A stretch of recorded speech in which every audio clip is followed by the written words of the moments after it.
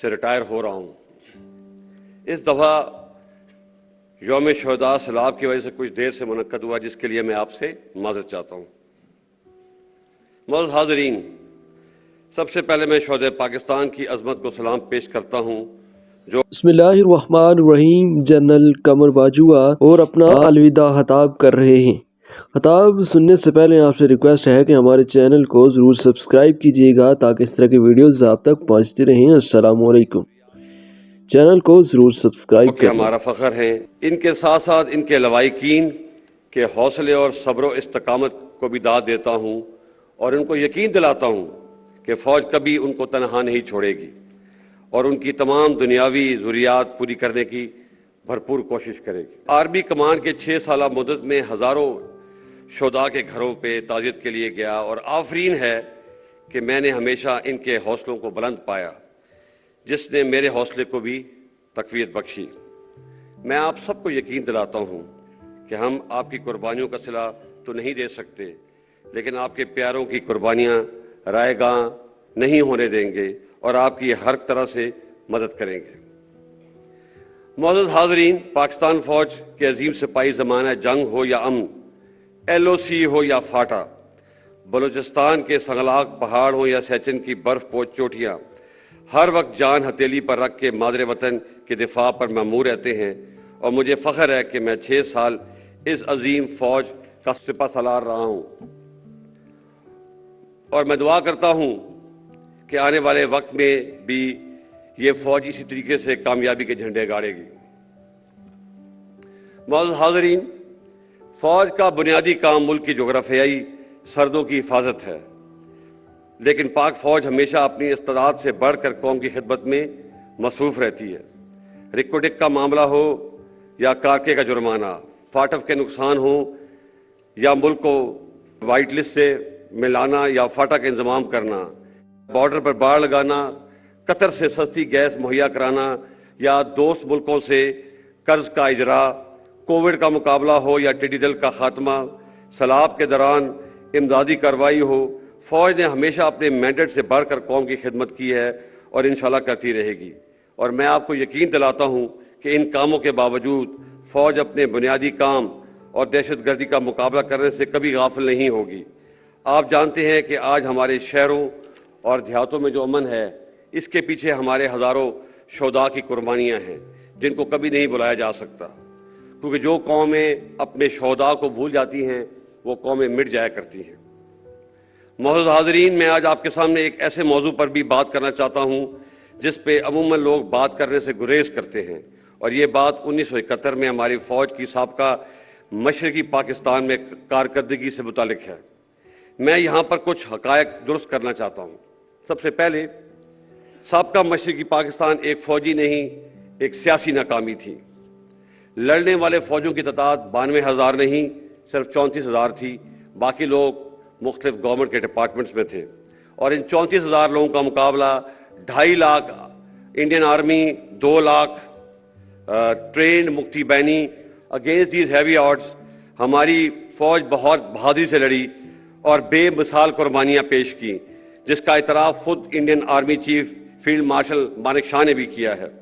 ان بہادر غازیوں اور شہیدوں کی قربانیوں کا آج تک قوم نے اعتراف نہیں کیا، جو کہ ایک بہت بڑی زیادتی ہے۔ میں آج اس موقع کا فائدہ اٹھاتے ہوئے ان تمام غازیوں اور شہیدوں کو خراج تحسین پیش کرتا ہوں اور پیش کرتا رہوں گا۔ وہ ہمارے ہیرو ہیں اور قوم کو ان پہ فخر ہونا چاہیے۔ آخر میں کچھ باتیں آج کے سیاسی حالات کے متعلق کرنا چاہوں گا۔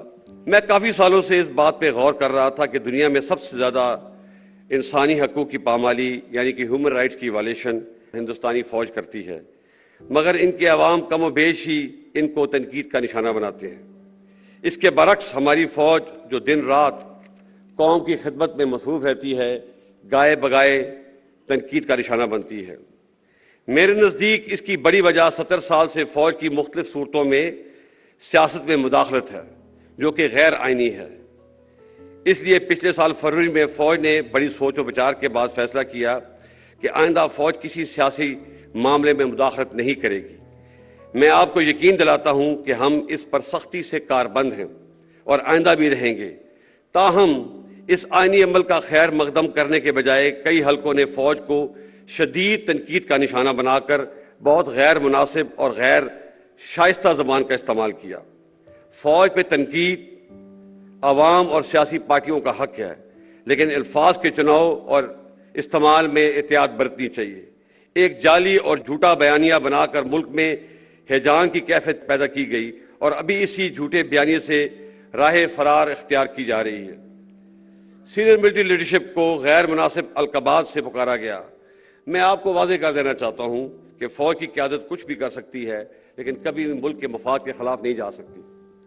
کیا آپ یہ سمجھتے ہیں کہ ملک میں ایک بیرونی سازش ہو اور آرمڈ فورسز ہاتھ پہ ہاتھ دھری بیٹھی رہیں گی؟ یہ ناممکن ہے، بلکہ یہ ایک گناہ کبیرہ ہے۔ اور جو لوگ یہ سمجھتے ہیں کہ وہ فوج اور عوام میں درار ڈال دیں گے، وہ بھی ہمیشہ ناکام ہوں گے۔ فوج کی قیادت کے پاس اس نامناسب یلغار کا جواب دینے کے لیے بہت سے مواقع اور وسائل موجود تھے، لیکن فوج نے ملک کے وسیع تر مفاد میں حوصلے کا مظاہرہ کیا اور کوئی بھی منفی بیان دینے سے اجتناب کیا۔ لیکن یہ بات سب کو ذہن نشین کر لینی چاہیے کہ اس صبر کی بھی ایک حد ہے۔ میں اپنے اور فوج کے خلاف اس نامناسب اور جارحانہ رویے کو درگزر کر کے آگے بڑھنا چاہتا ہوں، کیونکہ پاکستان ہم سب سے افضل ہے۔ افراد اور پارٹیاں تو آتی جاتی رہتی ہیں، لیکن پاکستان انشاءاللہ ہمیشہ قائم رہنا ہے۔ فوج نے تو اپنا کتھارسس شروع کر دیا ہے۔ مجھے امید ہے کہ ہماری سیاسی پارٹیاں بھی اپنے رویے پر نظر ثانی کریں گی، اور یہ بھی حقیقت ہے کہ پاکستان میں ہر ادارے، سیاسی پارٹیوں اور سول سوسائٹی سے بھی غلطیاں ہوئی ہیں۔ ہمیں ان غلطیوں سے سبق سیکھنا چاہیے اور آگے بڑھنا چاہیے۔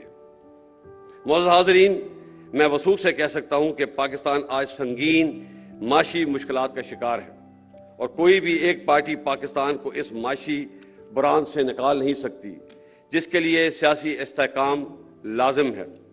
اب وقت آ گیا ہے کہ تمام سٹیک ہولڈر اپنی ذاتی انا کو ایک طرف رکھتے ہوئے ماضی کی غلطیوں سے سیکھیں اور آگے بڑھیں اور پاکستان کو اس بحران سے نکالیں۔ اس کے ساتھ ساتھ ہمیں جمہوریت کی روح کو سمجھتے ہوئے اور عدم برداشت کی فضا کو ختم کرتے ہوئے پاکستان میں ایک سچا جمہوری کلچر اپنانا ہے۔ 2018 کے الیکشنوں میں بعض پارٹیوں نے آر ٹی ایس کے بیٹھنے کو بہانہ بنا کر جی ٹی وی پارٹی کو سلیکٹڈ کا لقب دیا، اور 2022 میں اعتماد کا ووٹ کھونے کے بعد ایک پارٹی نے دوسری پارٹی کو امپورٹڈ کا لقب دیا۔ ہمیں اس رویے کو رد کرنا ہوگا۔ ہار جیت سیاست کا حصہ ہے، اور ہر پارٹی کو اپنی فتح و شکست کو قبول کرنے کا حوصلہ پیدا کرنا ہوگا، تاکہ اگلے الیکشن میں ایک امپورٹڈ یا سلیکٹڈ گورنمنٹ کے بجائے الیکٹڈ گورنمنٹ آئے۔ جمہوریت حوصلہ برداشت اور عوام کی رائے عامہ کے احترام کا نام ہے۔ اگر پاکستان نے آگے بڑھنا ہے تو ہمیں عدم برداشت اور میں نہ مانوں کے رویے کو ترک کرنا ہوگا۔ معزز حاضرین، ہمارے لیے پاکستان نعمت خداوندی ہے۔ ہمارا وجود اس کی سلامتی اور بقا سے وابستہ ہے۔ اس کی آزادی اور استحکام کے لیے شہداء نے بے پناہ قربانیاں دی ہیں، اور ہمیں ان پہ فخر ہے۔ میں شہداء کے لواحقین کا شکریہ ادا کرتا ہوں جنہوں نے اس تقریب میں آ کر اس تقریب کو رونق بخشی۔ آپ سب پوری قوم کا سرمایہ افتخار ہیں۔ یہ تجدید عہد کا دن ہے۔ آئیے مل کر یہ عہد کریں کہ ہم اپنے شہداء اور غازیوں کی تابندہ تاریخ کو ہمیشہ زندہ رکھیں گے، اور مل کر پاکستان کی اور بہتری اور ترقی میں اپنا کردار ادا کریں گے۔ مادر وطن کی حفاظت اور سالمیت ہمارا اولین فرض ہے اور رہے گا، جس کو نبھانے کے لیے ہم کسی بھی قربانی سے دریغ نہیں کریں گے۔